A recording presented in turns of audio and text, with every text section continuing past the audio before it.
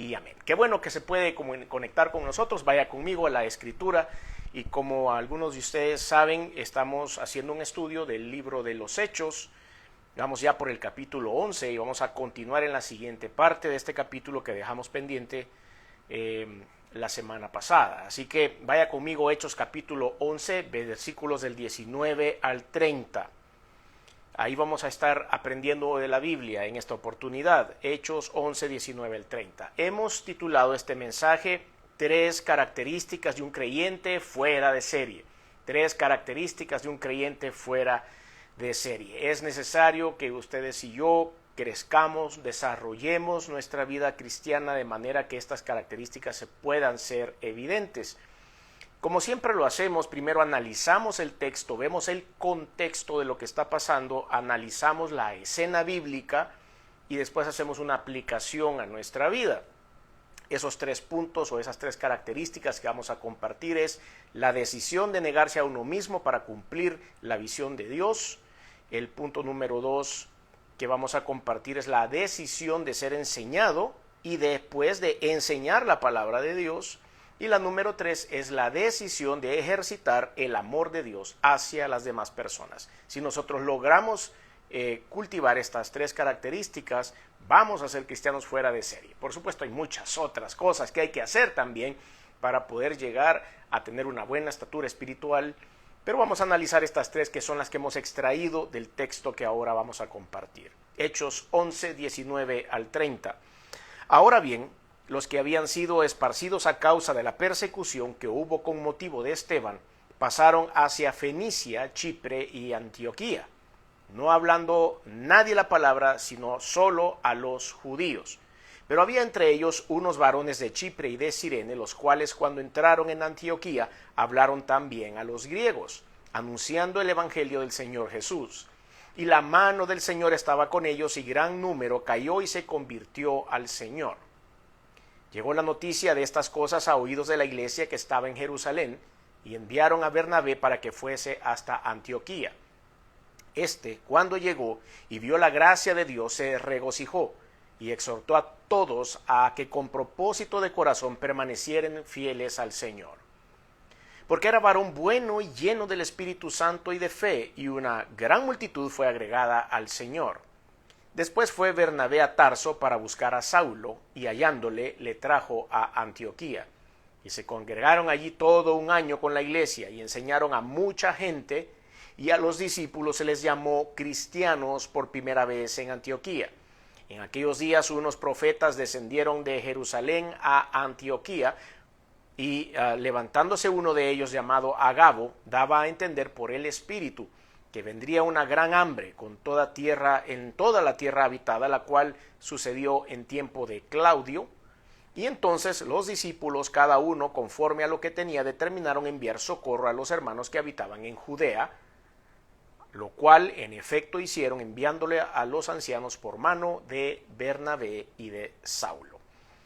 Hemos venido viendo cómo se ha ido desarrollando la iglesia desde el momento de la partida del Señor, de la partida física del Señor Jesucristo, cuando entra el Espíritu Santo a ser el motor espiritual de la iglesia, y los acontecimientos que han venido sucediendo.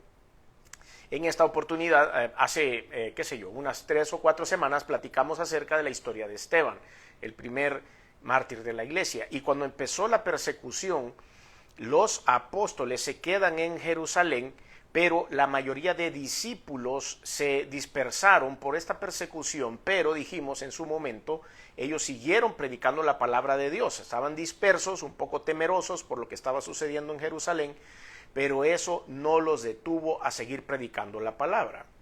Y eso es lo súper importante que vemos acá.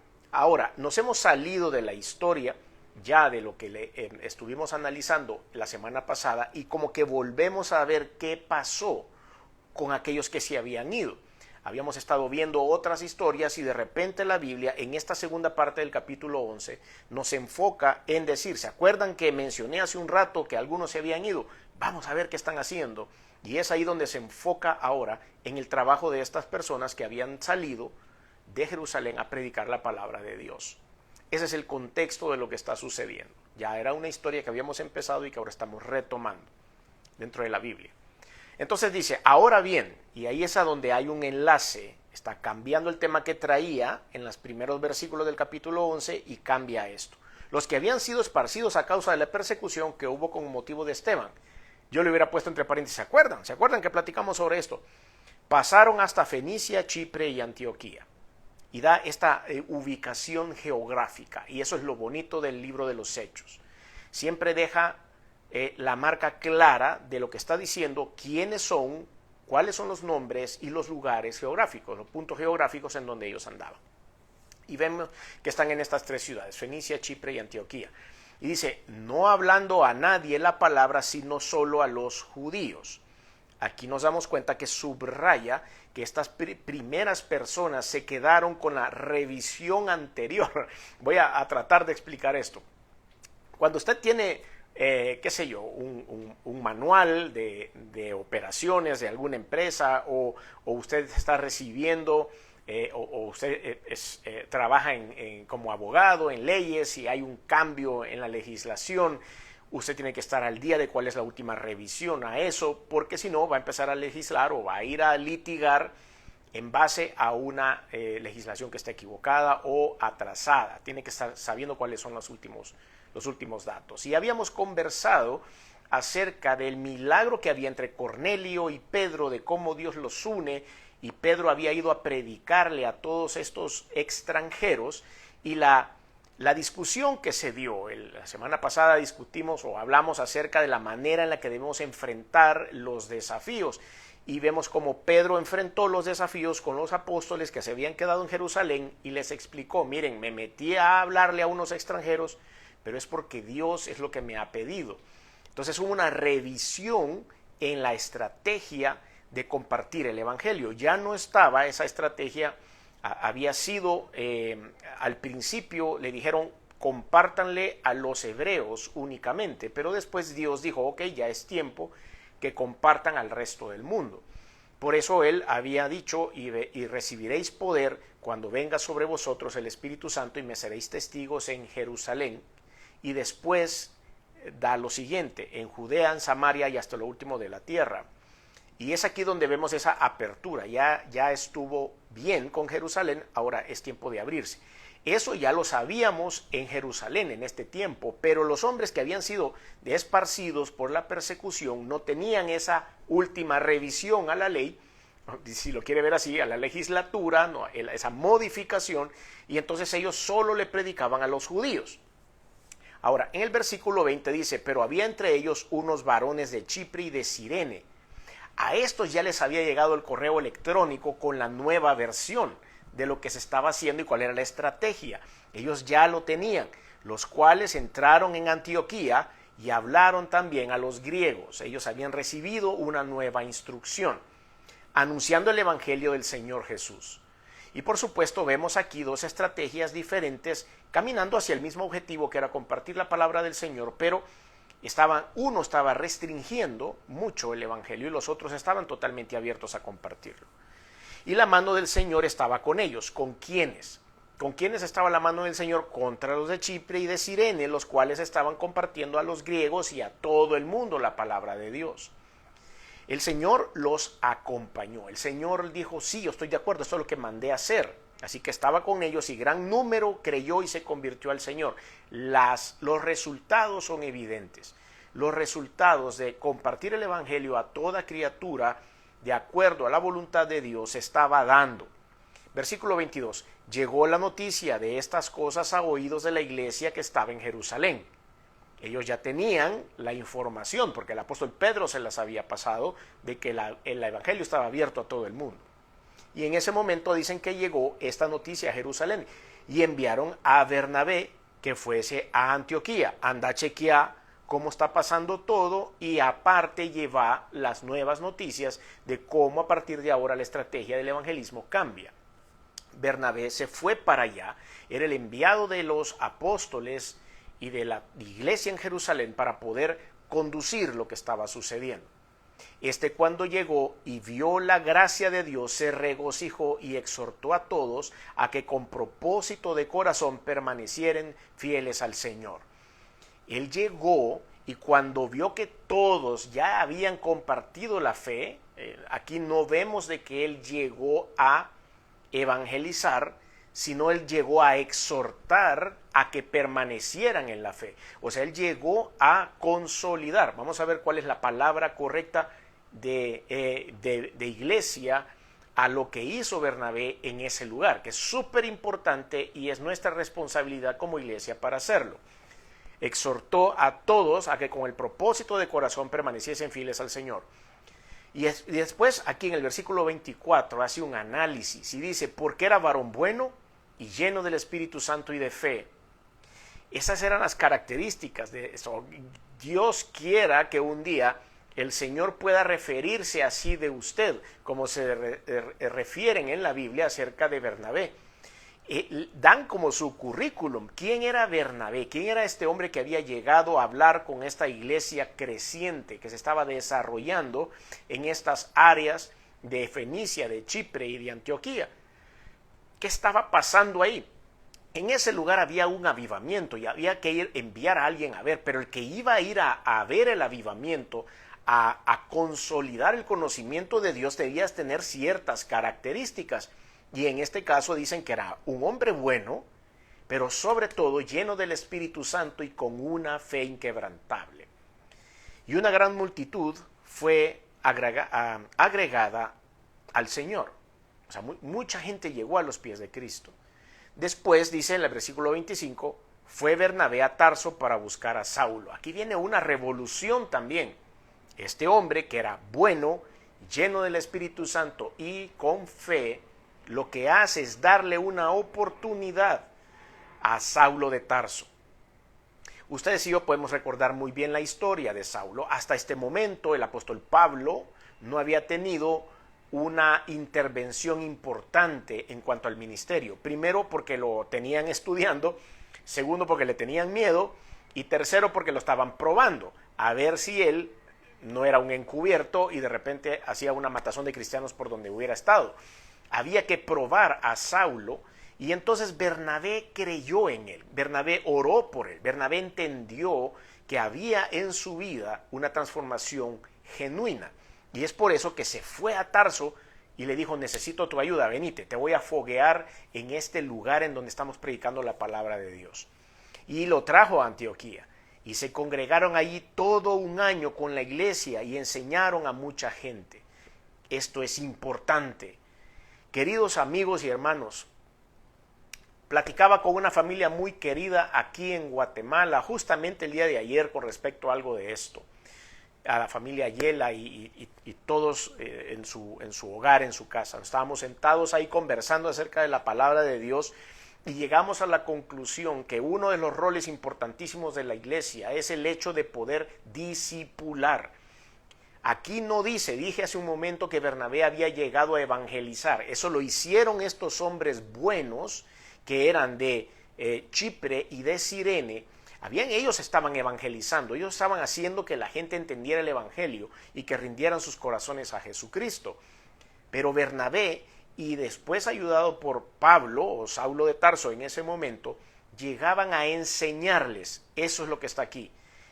Porque era varón bueno, y después en el versículo 26 dice, y se congregaron allí todo un año con la iglesia y enseñaron a mucha gente. Cuando las personas como usted y como yo podemos recibir a Cristo como Señor y Salvador, somos salvos por la gracia divina de Dios a través de nuestra fe. Pero empieza un desarrollo de vida. Ahí no termina la cosa. Necesitamos una santificación que vaya progresivamente creciendo, una regeneración. La justificación es dada automáticamente, pero estas cosas se van desarrollando a través de mi conocimiento de Dios, en la lectura de la palabra, en cómo orar, en cómo percibir la unción del Espíritu Santo. Y todo esto era lo que Bernabé estaba enseñando. Un año se tardó en enseñarles, porque el discipulado para un sano crecimiento y desarrollo de la iglesia es importantísimo. Necesitamos el discipulado, porque puede ser que yo reciba a Cristo como Señor y Salvador. Si me dejan solo, después no sé cómo orar. Yo cuando llegué a la iglesia hace 20 y tantos años, yo no sabía cómo orar. La Biblia jamás la había abierto en mi vida. Yo necesitaba que alguien me enseñara cómo conversar con Dios, porque tal vez en ese tiempo en mi vida, por las enseñanzas que había recibido en cuestiones religiosas, yo decía, bueno, hay que leer una estampita o hay que hacer una oración que alguien escribió, pero alguien me tenía que enseñar a conversar con Dios, y eso era lo importante en el discipulado. Alguien tenía que decirme, mira, la Biblia es complicada, hay que saberla leer, pero se va a descomplicar en el momento en el que tú seas guiado por el Espíritu Santo. En ese momento vas a ver que todo tiene un sentido dentro de la Biblia, pero yo necesitaba saberlo. Meterme con el Espíritu de Dios para poder entender la palabra de Dios era importante, y todo eso me lo enseñó un discipulador. Eso lo provee la iglesia. Es necesario que la iglesia haga su trabajo, y no vamos a estar nosotros recibiendo toda la vida, no siempre vamos a estar aprendiendo, sino que también tenemos que enseñar. Aunque usted diga, no, yo para eso no sirvo, yo no sé mucho de la Biblia, yo no conozco muy bien lo que tengo que hacer. Eso no, tenemos que conocer los rudimentos bíblicos, y hay personas recién convertidas que necesitan conocer los rudimentos de la palabra de Dios, las cosas sencillas. No necesariamente tengo que ser un gran teólogo para decirle a una persona, mire, póngase de rodillas y clame a Dios de esta y esta manera. Entonces, Bernabé, lleno del Espíritu Santo, con el apóstol Pablo, llamado Saulo de Tarso todavía, empezaron a enseñarle a la iglesia que es necesario que todos nosotros lo hagamos. Entonces dice que enseñaron a la iglesia y a los discípulos. Vea usted, este versículo es súper importante, subráyelo en su Biblia, porque verdaderamente es trascendental. Aquí dice, en ese lugar se le llamó cristianos por primera vez a los seguidores de Jesús. A usted y a mí ahora nos dicen cristianos, y todo comenzó ahí, en ese movimiento, en esa reunión que hubo en esta zona. Vea usted que los hombres de Chipre y de Cirene no se mencionan sus nombres, solo se dice que ellos fueron a predicar ahí, pero no se dice quiénes eran. No es importante quién empiezan los movimientos cristianos, para que no pongamos los ojos sobre ellos. Se empezó un movimiento con un par de hombres de fe de Chipre y de Cirene, y ese avivamiento que se dio en esa zona duró tanto que hasta se llamó cristiano por primera vez a los seguidores de Jesús. Y vea usted, ¿por qué no dijeron a los de Bernabé si eran instruidos por Bernabé? ¿Por qué no dijeron a los paulistas porque eran instruidos por Pablo? O a los saulistas porque era Saulo todavía en ese momento. Porque los que enseñamos la palabra de Dios nos tenemos que asegurar que siempre el oyente vuelva a ver hacia Jesucristo. No que nos vea a nosotros, no que tenga cuidado de lo que decimos o cómo lo decimos. Tenemos que enfocar todo lo que hacemos hacia Cristo. Por eso ellos dijeron, no son la congregación de Bernabé. Por eso es malísimo cuando alguien en una iglesia dice, es que esa es la congregación de tal pastor o determinado pastor. Es que él es fiel de la congregación de tal pastor. No, eso está totalmente equivocado. Aquí vemos que se llamó cristianos porque ellos estaban enfocando su enseñanza al amor y a la fe en Jesucristo. Entonces hay que ser muy cuidadosos con eso. Versículo 27. En aquellos días unos profetas descendieron de Jerusalén a Antioquía, y levantándose uno de ellos llamado Agabo, daba a entender por el Espíritu que vendría una gran hambre para toda la tierra habitada, la cual sucedió en el tiempo de Claudio. Importante, todos estos detalles son magníficos y es por eso que nos gusta mucho este libro. Vean ustedes, aquí hay una cosa interesante. Llegó un profeta llamado Agabo. Aquí estamos ya en el Nuevo Testamento. El tiempo de los profetas del Antiguo Testamento ya había terminado. Sin embargo, aquí apareció un hombre dando una profecía. Eso es súper interesante. ¿Por qué? Porque ya en el resto de la historia bíblica del Nuevo Testamento casi no vemos este tipo de profecías, y este hombre se para a dar una profecía. Entonces quiere decir que el movimiento, la unción del Espíritu Santo a través de la profecía iba a seguir vigente, ya no tanto como antes, pero todavía estaba latente en esto. Y este hombre se para y da a entender por el Espíritu, dice, o sea, que venía de Dios, que les estaba avisando que iba a haber una gran hambre en toda la tierra habitada, y da un tiempo específico para que la historia se pueda buscar. Esto es arqueología, esto es historia. Estamos analizando la palabra de Dios y el mensaje bíblico, pero también vemos que en la Biblia podemos encontrar esos marcadores históricos para validar lo que estamos leyendo.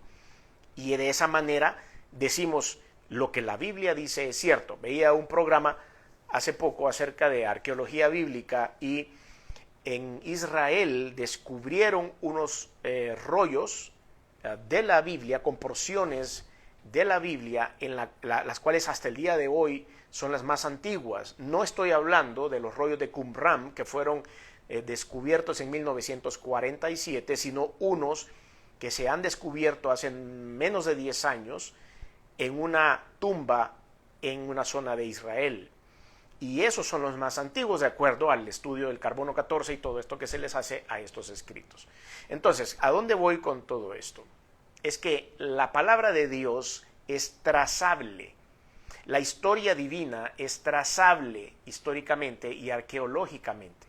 Claudio gobernó entonces entre los años 41 y 54 después de Cristo, y justamente en ese tiempo es cuando se dio esta gran hambre sobre la tierra.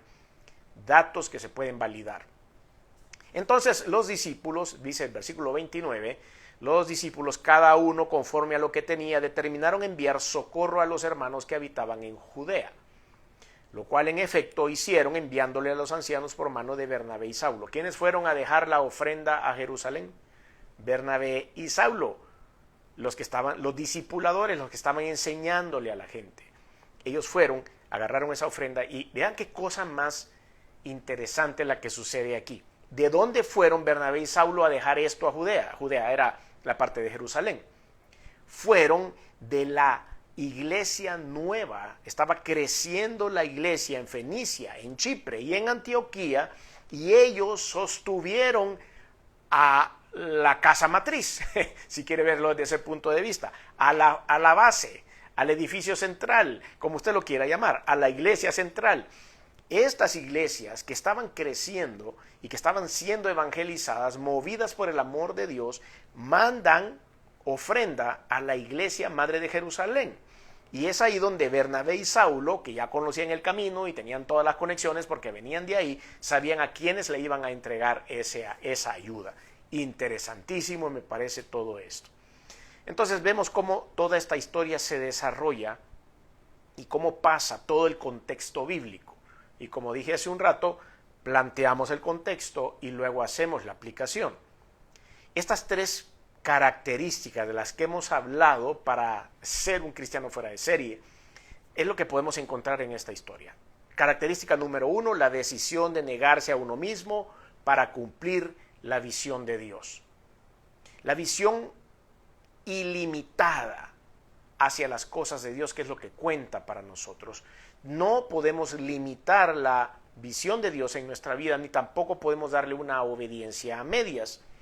Por eso decíamos que se le estaba hablando solo a los judíos, y ahí teníamos ya como estábamos siendo obedientes a la mitad, no porque ellos eran haraganes o porque eran holgazanes, sino era porque no habían recibido la nueva instrucción. Pero si nosotros limitamos o hacemos a medias las cosas de Dios, no vamos a tener ese efecto, ese impacto que Dios quiere para nuestras vidas.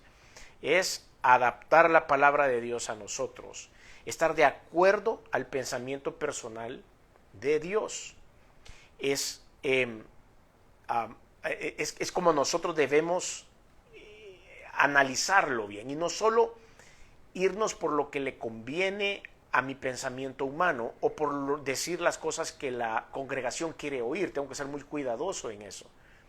La congregación tal vez tiene alguna, las personas con las que estoy hablando, no hablemos de una congregación, de una iglesia, sino tal vez estamos dando un estudio bíblico o estamos discipulando a algunas personas y nos damos cuenta que hay ciertas tendencias o corrientes de pensamiento dentro de esas personas y yo no los quiero ofender o no quisiera entrar en una discusión con ellos y entonces me estoy poniendo de acuerdo con lo que la persona piensa, seleccionar lo que creo o lo que creen ellos a su conveniencia, la incredulidad a la voz de Dios, a la lectura de la palabra, es determinar la vida cristiana a una corta duración. Yo no puedo manipular la enseñanza y es por eso que no puedo negarme a la visión de Dios a mi vida. Si eso está sucediendo, yo debo corregir. Bueno, corregirme a mí mismo si estoy permitiendo eso, tanto en mi vida como en la vida de las personas a quienes les estoy compartiendo, y determinar mi vida cristiana enfocada en Dios. La semilla, ¿se acuerdan ustedes que hay una parábola acerca de la parábola del sembrador? Que hay una que cayó entre piedras, que las piedras pueden ser mis deseos y ahogo la palabra por estar abrazando mis propios deseos. La semilla cayó, otra dice, entre espinos, y los espinos son los deseos del mundo, las trampas, las mentiras del mundo, y la otra cayó en tierra fértil y entonces dice, germinó. Los creyentes que creen que su vida es más importante que las cosas de Dios se secarán pronto y su fe no será una fe que se pueda desarrollar. Tenemos que tener la visión completa, tenemos que tener una obediencia total y así como dice el siguiente versículo, en el versículo 20, pero había entre ellos unos varones que hablaban también a los griegos y es ahí donde vemos que se desarrolla la visión completa de Dios. La enseñanza tiene efecto cuando se acepta con humildad, con sometimiento o una atención total a ella. Entonces la enseñanza va a tener un efecto. La buena tierra y el buen fruto donde caiga lo que estamos enseñando, la casa que se edificó sobre la roca, recuerdan, estamos edificando el conocimiento de Dios a través de una fe sólida. La importancia de ser creyentes comprometidos o discípulos de Jesús que abrazan la visión global de Dios. Es importante que nosotros entendamos la visión global. Dios no está ahí solo para hacerme los mandados. Dios no está ahí solo para que me va a cumplir con bendición mi vida. Yo no solo voy a llegar y voy a meter la clave del cajero electrónico y van a salir un montón de bendiciones de ahí. Tengo que entender la visión global de Dios. Dios no solo existe para mí, para satisfacer mis deseos, existe para todo el mundo y su visión es global y por eso tengo que meterme en esa visión y dejar de pensar de que yo soy el único destinatario de las bendiciones de Dios. Aunque soy un destinatario de las bendiciones de Dios, no soy el único destinatario y hay una visión global y hay gente que necesita del amor de Dios. Por eso debo dar el amor de Dios, que es un punto que vamos a ver más adelante. Este tipo de efectos o de resultados que hay en mi carácter cristiano va a tener algunas características. Desarrollaremos un carácter que es invencible ante las cosas de Dios, que es determinado para poder alcanzar los planes de Dios, que prioriza la misión de Dios en su vida, que vence los obstáculos, que ve en la crisis la oportunidad para desarrollarse, para crecer o para predicar la palabra, que comprende y utiliza la adversidad como una oportunidad misionera o de desarrollo. Es necesario que nosotros tengamos esa visión. Los resultados o efectos de lo que hacemos bajo esa unción, lo vemos en el versículo 24, siempre el capítulo 11, y dice, porque era varón bueno y lleno del Espíritu Santo y de fe y de una gran multitud, fue agregada al Señor. Estamos hablando de Bernabé, por supuesto, y vemos cómo hay ciertas características, porque la primera característica que podemos saber es el evidente respaldo de Dios a Bernabé. Cuando nosotros caminamos orientados en esto, vamos a ver un respaldo evidente en las cosas que hacemos. Pero tengo que entender la visión global de Dios. La mano del Señor estaba con ellos, dice en Hechos 11:21. La multiplicación vendrá después. Gran número creyó y se convirtió al Señor. Pero no se multiplica mi billetera, ¿no? Porque yo no estoy en esto, en los caminos de Dios, en la fe, solo para ver que se abulten mis cuentas, para que se cancelen mis tarjetas de crédito, para que yo compre y viva mejor. De eso no se trata la vida. Usted trabaje fuerte si quiere, tener algunas comodidades, sin trampas y sin cosas que ofendan a Dios, vaya y trabaje. Eso es, el dinero no va a llover del cielo. Dios nos va a acompañar en nuestro desarrollo, pero vamos a estar sometidos como cualquier otro ser humano a todos los problemas, al trabajar duro, a sudar la camiseta, al sudar, a comer el pan con el sudor de nuestra frente, como dijo la palabra de Dios. Pero la multiplicación de la que estamos hablando acá va a ser en mi eficacia en el ministerio, en mi eficiencia en el ministerio, los resultados que esto va a traer. La promoción es natural por los frutos que vamos a dar. La firmeza espiritual y doctrinal son evidentes en la vida de Bernabé. El crecimiento constante, el desarrollo de un trabajo fuera de serie y del perfil de Bernabé, que es alcanzable para todos nosotros, es el enfoque de nuestra vida. La causa u origen es que pone la misión de Dios por encima de los intereses personales. Y todo lo demás vendrá por añadidura. Así dice la Biblia, más poner los ojos en Dios y todo lo demás será añadido. Mas buscad primeramente el reino de Dios y su justicia, y todo lo demás vendrá por añadidura. Así dice la Biblia. ¿Se acuerdan también del rey Salomón, cuando él empezó a construir el templo, cuando él tomó posesión de rey de Israel? Lo primero que hizo fue construir el templo de Dios antes de construir su propia casa, y era porque eso tenía la prioridad. Prioriza los propósitos de la vida. No se deja encadenar por las injusticias y los problemas. Comprende que todo ayuda para bien en el reino de Dios. El problema actual de la iglesia es que sin compromisos con Dios no podrá ser la sal de la tierra. No vamos a darle sabor a nada.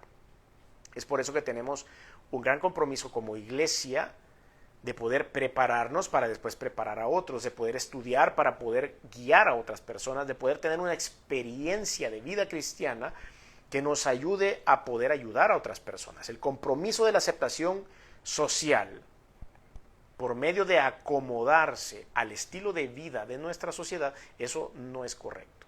No podemos acoplar el mensaje de la palabra de Dios y el evangelio a las tendencias del mundo actualmente, porque hay cosas con las que frontalmente colisiona. No puede ser. Hay cosas que estamos viendo en el mundo que chocan de frente con la palabra de Dios y con lo que Él nos ha instruido como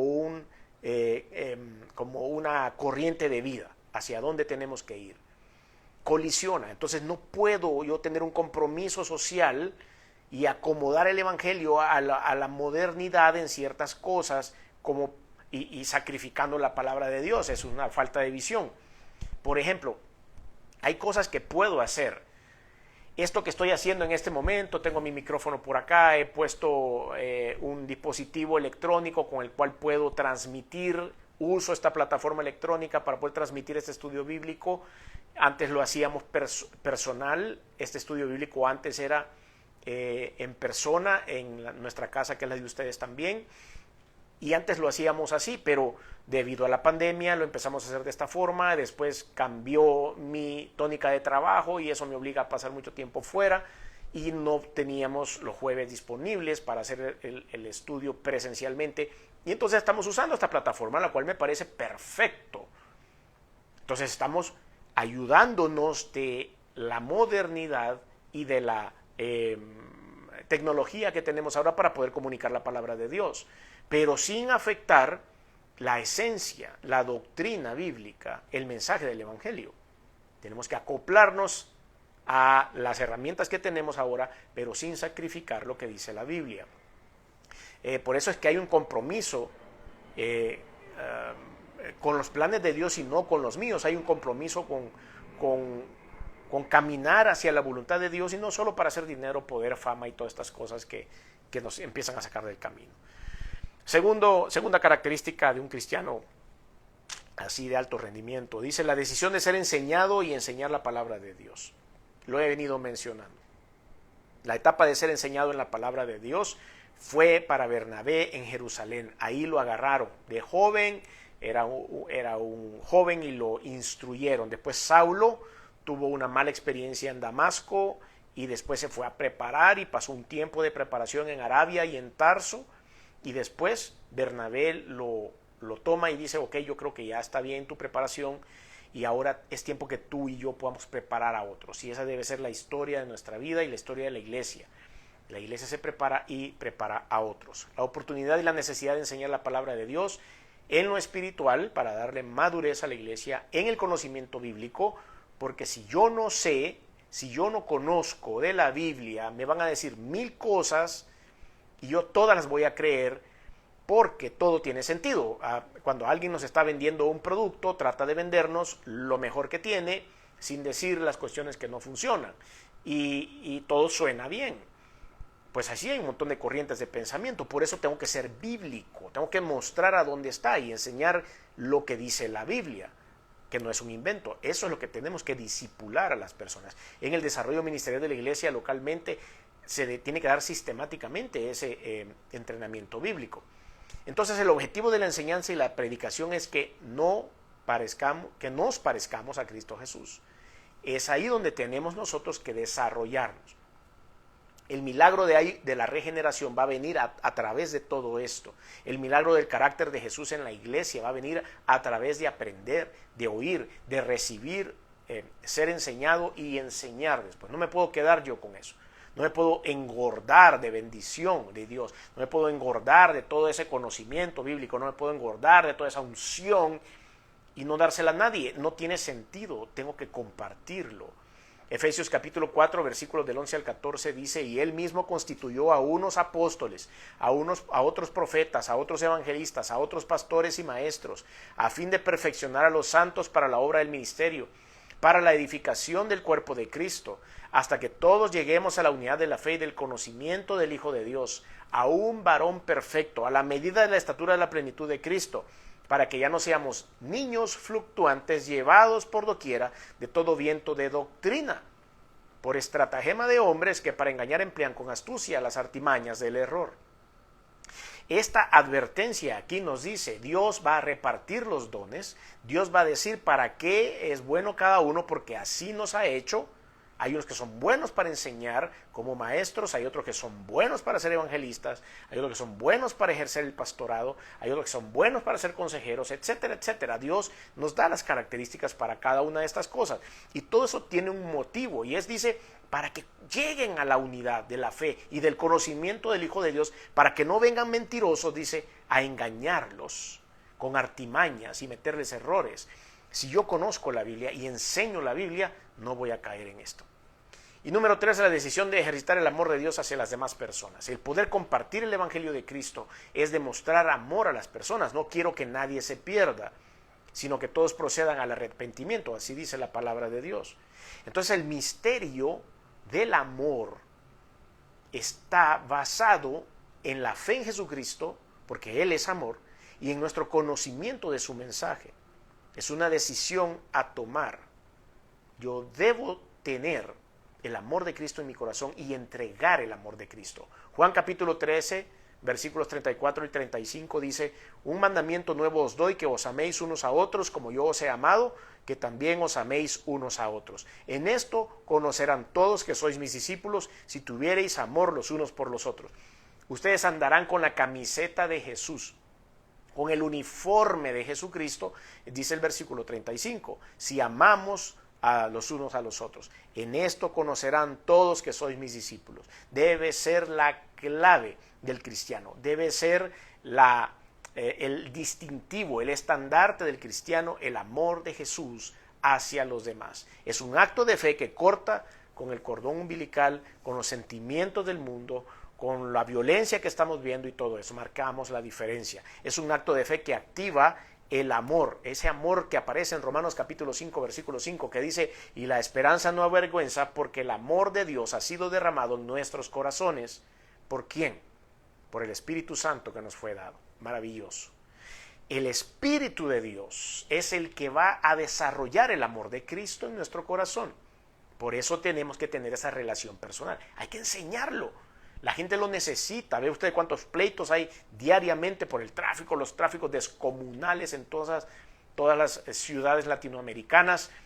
Es horrible, todo el mundo se pelea, se mete uno delante del otro, no hay nada de respeto, no hay nada de cortesía en esto. Pero Dios nos pide que llevemos el amor de Cristo en nuestros corazones a través de la unción del Espíritu Santo. El amor se convierte entonces en la evidencia, en el referente de aquellos que fuimos llamados cristianos por primera vez en Antioquía, la oportunidad de ejercitar el amor de Dios en medio de la crisis. El interés de Dios por el bienestar integral del hombre es importante y es por eso que hay un propósito grande en la revelación de Dios a las personas. En el caso y al final de esta historia bíblica que estamos abordando, es el propósito de la crisis alimentaria que mandó el Señor en ese momento, crisis alimentaria y económica. Y ahí salió lo mejor de lo que ya habían cultivado en Chipre, en Fenicia, en Cirene, en donde ellos habían cultivado el amor de Cristo y entonces mandaron una ofrenda a Jerusalén. Allá se están muriendo de hambre los hermanos, vamos a mandar una ofrenda porque eso es lo que nos manda Dios. Es el amor de Dios lo que nos dicta hacer y eso es lo que tenemos que hacer y por eso desarrollamos esto. Los corazones se preparan espiritualmente para esto. Preparan un plan de ayuda y una logística de distribución. Desarrollan el amor por medio de la compasión. Fortalecen los vínculos afectivos con la iglesia entre sí. Las crisis visitan a los creyentes y no creyentes en Jesús para que haya crecimiento. Yo siempre lo he dicho, una crisis a un cristiano lo edifica, lo solidifica, crece en su fe. Una crisis a un no cristiano lo amarga, lo enoja, lo fulmina. Pero nosotros tenemos que marcar esa diferencia. La prueba de una crisis es una prueba de amor. Es una necesidad para poder crecer, desgraciadamente. Quisiera nunca tener una crisis, pero Dios nunca prometió en la Escritura, si usted conoce la Biblia, ahí se va a dar cuenta que Dios nunca prometió que no íbamos a tener ninguna absoluta prueba sobre la vida. Dice, en el mundo encontraréis aflicción, pero confiad, yo he vencido al mundo. Eso fue lo que dijo Jesús. Jesucristo no nos dijo, tranquilos, ahorita que ya me aceptaron como Señor y Salvador, entran a la burbuja y nadie los va a tocar, nunca van a tener problemas económicos, jamás van a pelear con la esposa, nunca van a tener problemas con sus hijos, nunca les va a sacar la lengua al vecino, nunca van a tener falta de hambre, no van a poder dormir por las noches. Nunca dijo el Señor eso. Dios dijo, este mundo es un mundo peligroso y ustedes van a enfrentar crisis. Tranquilos que yo voy a estar con ustedes en medio de las crisis, pero la tormenta va a llegar. Entonces, determinarse a hacer algo a favor de la presencia de Dios, a favor del Evangelio de Cristo, hacia las personas en el amor de Dios, es transformador. Entonces, las decisiones de fe en Dios nos impulsarán a poder cumplir los sueños de Dios para el mundo. La decisión de negarnos y cumplir con la visión de Dios, de negarnos a nosotros mismos y cumplir la visión de Dios, la decisión de poder ser enseñados para poder después enseñar la palabra de Dios y la decisión de ejercitar el amor de Dios hacia otras personas es lo que el mundo necesita. Y eso nos va a poner a ustedes y a mí en otro nivel de cristianos, de creyentes, un creyente fuera de serie. Así que le invito a que empecemos usted y yo juntos a ejercitar estas tres características. Si usted quiere recibir a Cristo como Señor y Salvador, si usted quiere que todo esto empiece a pasar en su vida, todo este desarrollo que hay, el paso de fe es muy sencillo. Tiene que usted decirle a Jesús que necesita que Él sea el Dios de su vida, el Rey de su vida, el Salvador, que entre a su corazón y que sea su Dios. Y de esa forma el Espíritu de Dios entrará en usted y transformará su interior. Como lo hemos visto que lo hizo con Saulo de Tarso, como lo hizo con Bernabé y con muchos de estos hombres de Chipre y de Cirene. Pídale a Dios que sea el Dios de su vida. Si usted quiere dar ese paso de fe, yo le puedo acompañar. Yo no le puedo hacer entrar a Dios en su corazón, usted se lo tiene que pedir y Él lo va a hacer. Yo no le puedo perdonar sus pecados, nadie puede sobre este mundo perdonarle los pecados, solo Dios lo puede hacer. Pídale perdón directo a Dios. Yo no le puedo asegurar la vida eterna. Yo le puedo decir a usted que la Biblia dice que si usted se arrepiente y llega con un corazón sincero a los pies de Cristo, Él le dará la salvación eterna. Eso dice la Biblia. Yo lo único que puedo hacer con usted es hacer una oración de fe. Si usted quiere ir donde está, haga conmigo esta oración y dígale, Señor Jesús, reconozco que soy pecador, que he hecho cosas que no han sido de tu agrado, perdóname, me arrepiento. Reconozco que viniste al mundo hecho hombre, que te colgaron en una cruz y que la sangre que derramaste ha servido para limpiar mis pecados. Reconozco que resucitaste al tercer día y que estás sentado a la diestra de Dios. Por lo tanto, hoy Abro mi corazón y te recibo en él como mi único y suficiente Señor y Salvador. Te doy gracias por esta oportunidad que ahora me das. En el nombre de Jesús. Amén.